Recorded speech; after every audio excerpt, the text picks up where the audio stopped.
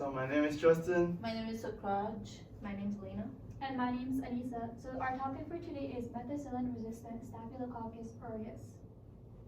So we're going to begin our presentation with the overview.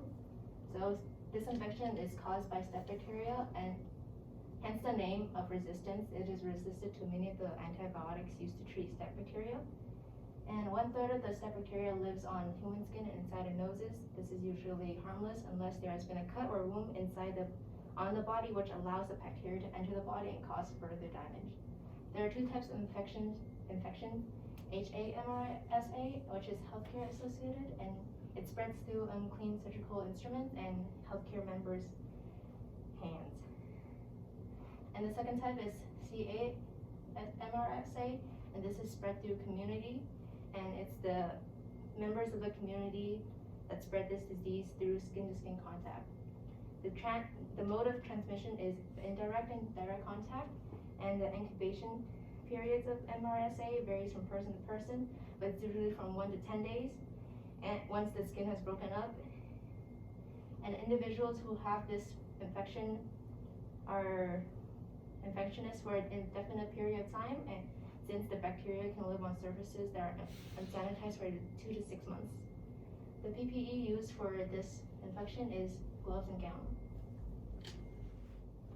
So for infection prevention regarding patient transfer and transport, only transfer the patient if it's clinically necessary, and inform the receiving unit and the transport services that the patient is infected with MRSA. Also, upon arrival, screen and isolate the patient. Infection prevention regarding shared equipment.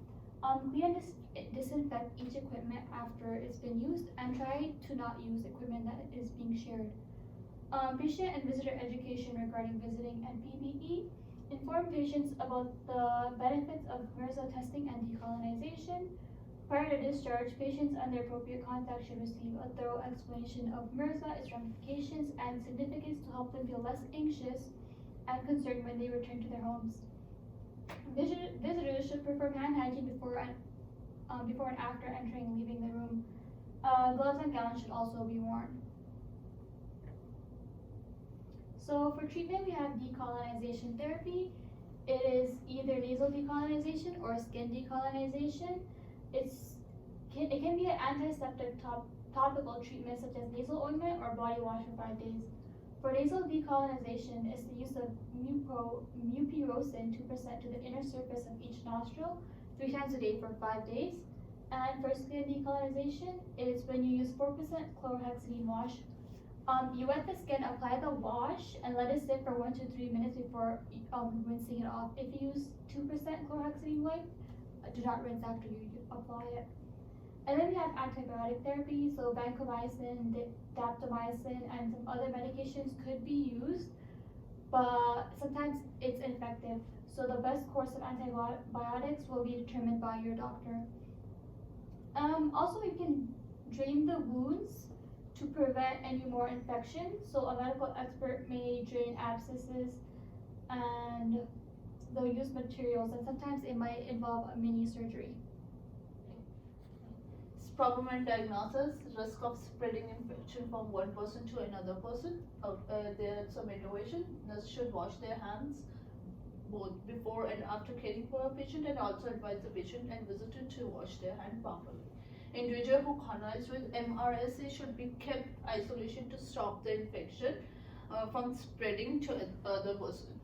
So second one is the skin integrity. The MRSA bacteria invade in skin and cause the infection and inflammation, which can disturb the skin barrier.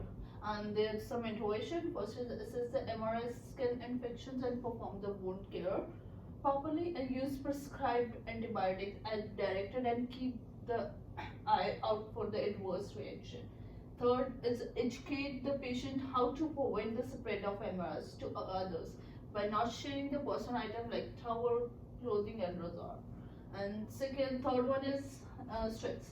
Innovation that make the patient feel comfortable and invite them to share any question or concern regarding the disease. Therapeutic communication technique like active listening and clear response should be used.